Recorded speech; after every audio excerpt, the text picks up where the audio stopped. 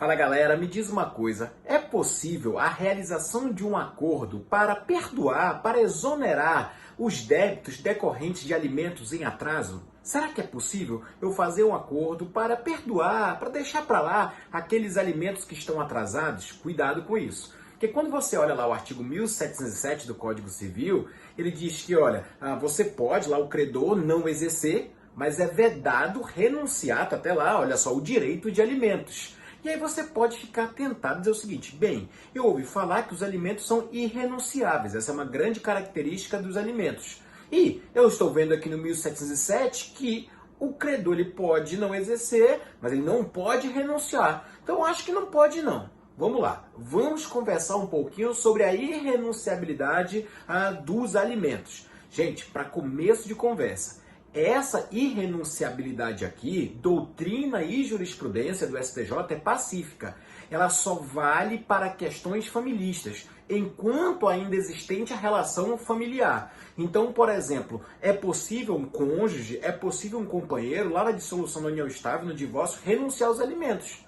E não tem nenhum problema relacionado à tal da irrenunciabilidade lá do artigo 1707, não, porque essa irrenunciabilidade é para relações familiares. Tem até um enunciado, tá, do Conselho da Justiça Federal, que é o 263. Então, cuidado, a irrenunciabilidade ela é apenas para questões enquanto presentes à relação familiar. Beleza, então o ex-cônjuge, o ex-companheiro pode renunciar a alimentos? Pode. Agora, cuidado. Superada essa questão, presta atenção no seguinte. A renunciabilidade, minha gente, olha só, ela só é válida para, olha só, ela só se pode falar em renunciabilidade para os alimentos presentes e para os alimentos futuros.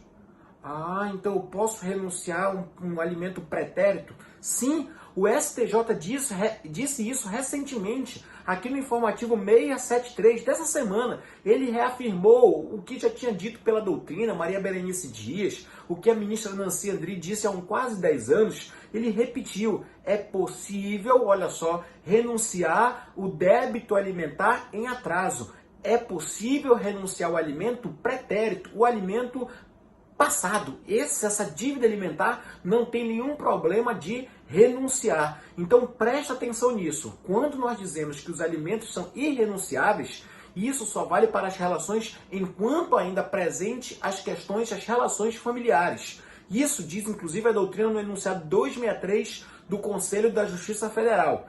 Presta atenção ainda. Quando nós falamos em irrenunciabilidade, é apenas de alimentos futuros e de alimentos presentes. Os alimentos pretéritos, eles podem ser renunciáveis. E tem uma coisa aqui muito curiosa, que não diz ali na chamada do voto, mas se você for acompanhar ali o acórdão, você vai perceber o seguinte, que quem renunciou esses alimentos foi a mãe, independente da presença de curador especial. E o Ministério Público chegou a questionar se poderia ou não a mãe renunciar aos alimentos que seriam ali do menor, né, da criança, do filho. E aí o que acontece? Primeiro, o STJ não se manifestou essa questão. Por quê? Porque isso não foi pré-questionada lá no tribunal. Então não poderia ele discutir uma questão que não tinha sido pré-questionada e que o tribunal não tinha se manifesto. Mas o STJ ele já também ventilou uma outra questão que é muito interessante.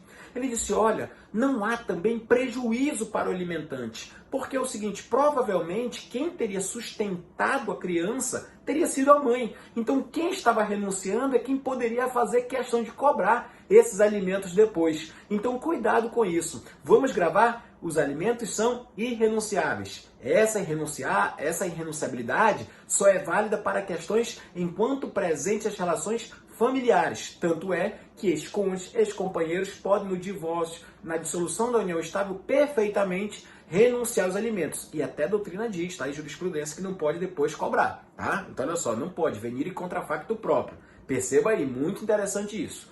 Cuidado, os alimentos só são renunciáveis quanto à questão presente e os alimentos futuros. Os alimentos pretéritos podem ser perfeitamente renunciáveis. E há necessidade da designação de um curador especial para discutir isso?